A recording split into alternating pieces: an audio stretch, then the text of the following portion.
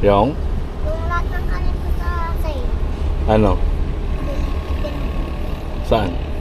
Diyan sa side ng car natin. Ha? Opo.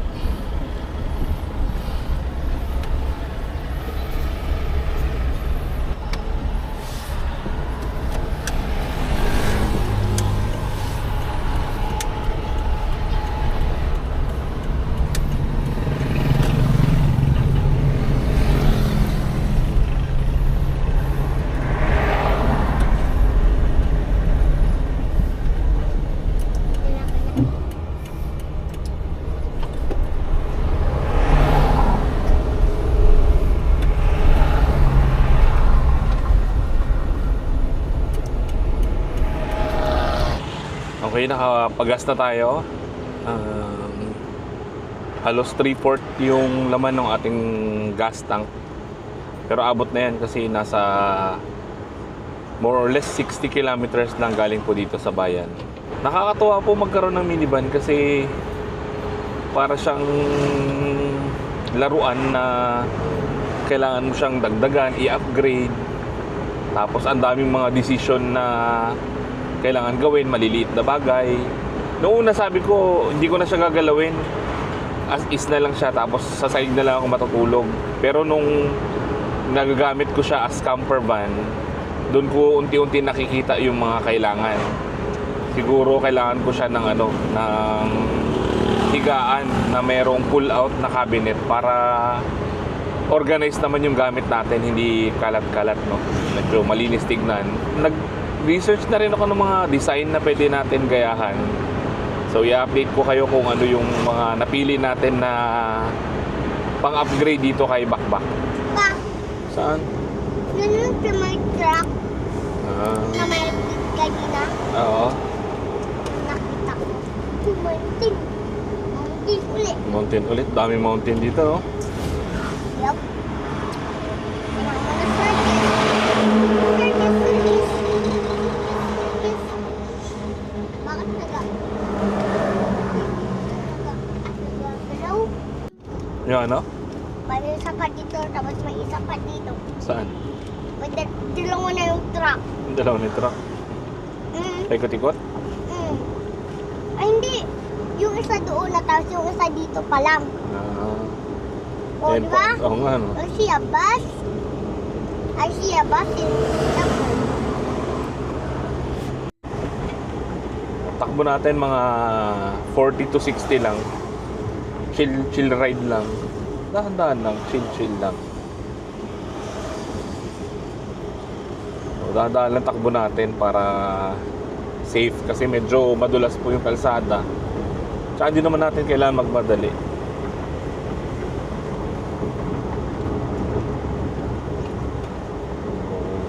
Sabi nga ni Sir Rexlin, takbong chubby lang.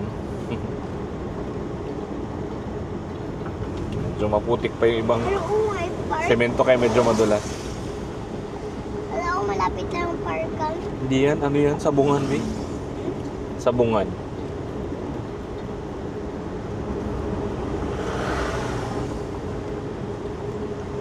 Yung minivan pala natin ay 4x2 automatic transmission.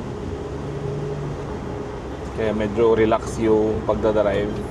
Actually, itong sasakyan na to, yung unang na-drivean ko na automatic.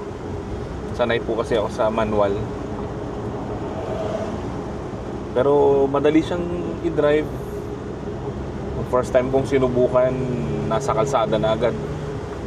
Na patakbo ko naman ng maayos hanggang sa yan, nakabisado ko na pati yung preno nito mismo, kung gaano siya kalambot, kung kailan siya kumakagat, yung accelerator, kailan siya pipigain pagpaakyat.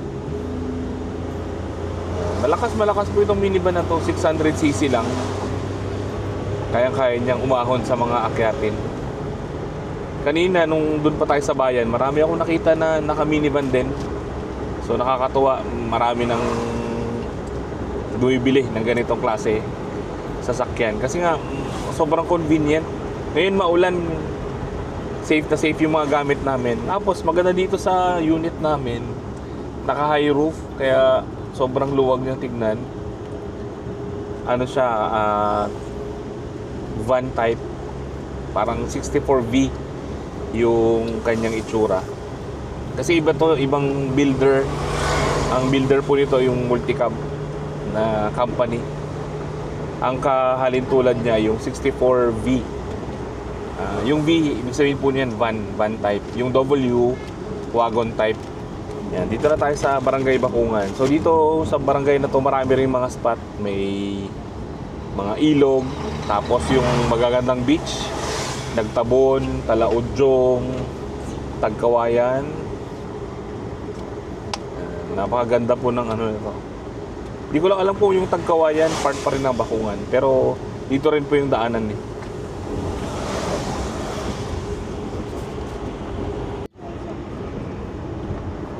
Noong unang na-drivean ko to nung medyo paakyat yung mga kakadaanan, nahirapan ako timplahin yung accelerator. Medyo parang nabibitin. Pero ngayon medyo gamay ko na. Ito po yung isang akyatin dito sa Barangay Santa Fe. Walang halos buwelo kasi tulay. Tapos kurbada pa. Paglagpas mo ng tulay, paliko agad, tas biglang akyat na. So ngayon susubukan natin ito kung kakayanin niyang umakyat ng hindi gumagapang. Last time kasi nung dumaan kami dito, medyo marami kami sakay eh. Tapos mabigat yung karga. Kaya naman. Tumatakbo tayo ng 30. Medyo hindi nakabuelo kasi nga may nasiraan na truck doon. Pero kaya pa itong bubuelo yan, oh. Meron pa siyang power. Pero ano lang natin, tansya lang natin yung gas.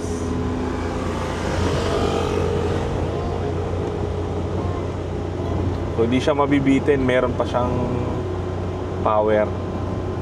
Kunyari hirap na, tapos mahaba pa yakyatin, pwede pang idiin yung accelerator.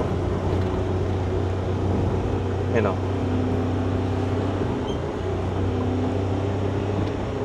Ayan. O, kayang-kaya. Kahit walang halos buwelo yung pag-akyat natin.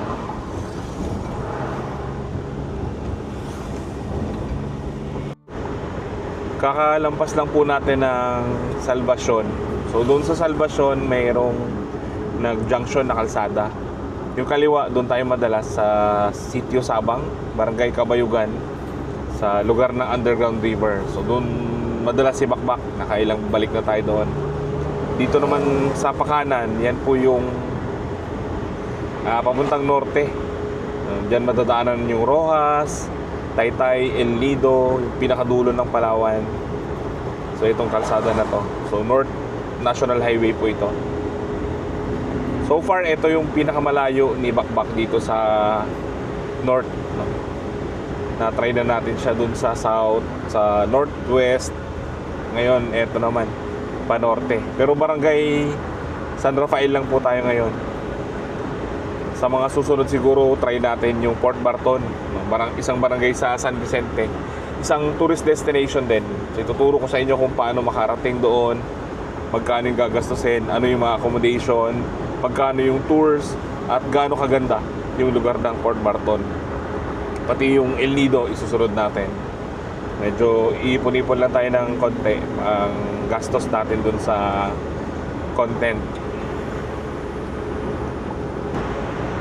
Ito na po yung Barangay Manalo. Dito na po tayo sa Barangay Mariogon. So, dito na tayo sa Barangay Lukbuan. Dito na po tayo sa Barangay Babuyan.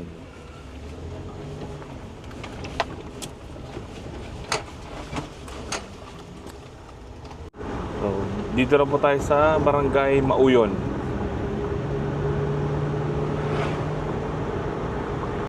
Dito na tayo sa San Rafael. Diyan lang daw tayo tutuloy sa unahan after ng tulay. Yung contact natin si Dave, yung nag-hydroponics baba. So ito po yung beach ng dagat ng San Rafael. High tide pa lang ngayon. Tignan lang natin. Unahan daw ng tulay, may daanan. Ito kasi bahay nila Dave. Doon sa unahan may daanan.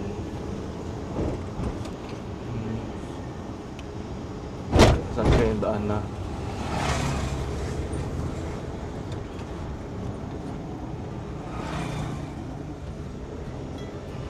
Ay, dito na tayo. Saan kaya ang... Da-da-da-da.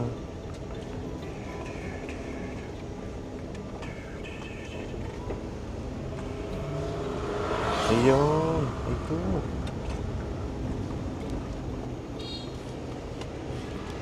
Ito ba? Ah, baka dito.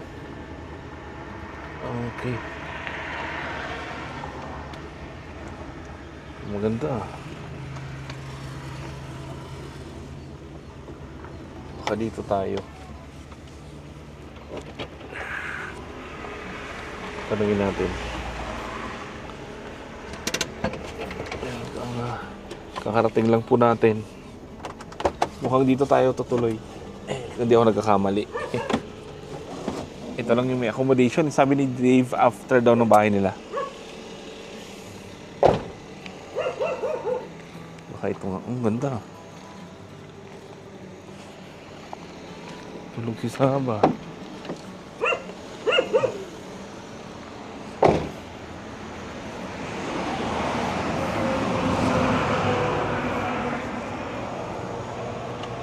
Tao po.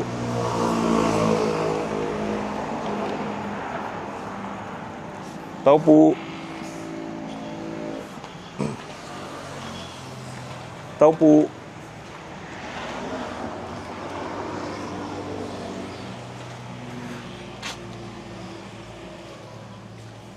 Tao po. Ang ganda dito ah.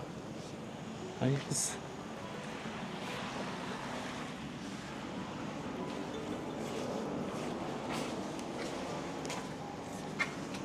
Ganda ng ano. Kung ito yung tutuluyan natin, ang ganda. Makakuha tayo ng sunrise bukas. Saktong-sakto. Ang ganda ng place. Ayan. Dito tayo matutulog. Pero yung pupuntahan natin, dun pa sa unahan, yung resort na malaki sa Astoria. So, meron lang tayong gagawing content. I-invite tayo para sa opening ng kanilang attraction dun. Yung pang Flores de Mayo.